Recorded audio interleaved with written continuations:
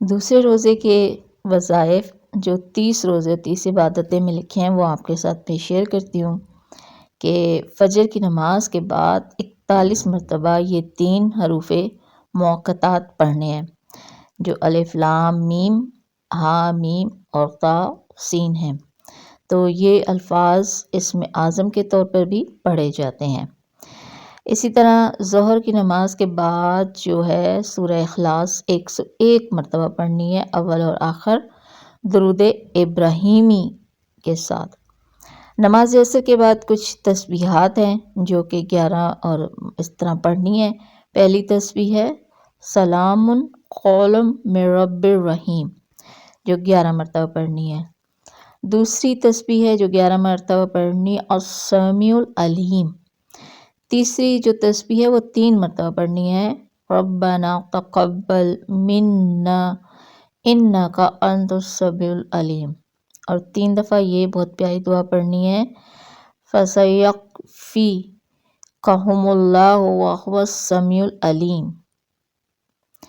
عصر کی نماز کے بعد اسی طرح 3 مرتبہ پڑھنا ہے فَتَقَبَّلْ مِنِّي إِنَّكَ أَنْتَ السَّمِيعُ الْعَلِيمُ۔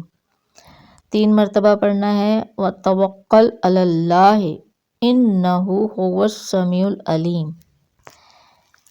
مغرب کی نماز کے بعد یہ خوبصورت سی دعا جو ہے بہت دھیان کے ساتھ پڑھنی ہے، اس کا ترجمہ بھی لکھا ہوا ہے، اور آپ دیکھیے کہ کتنی خوبصورت طریقے سے اللہ تعالیٰ سے اپنے جو مسائل ہیں پریشانی ہیں ان کے لیے دعا مانگی جا رہی ہے۔ 3 مرتبہ یہ دعا پڑھیں اور یہ دعا اپنے پاس بھی رکھیں، جب کبھی ضرورت ہو تو اس کو پڑھیں۔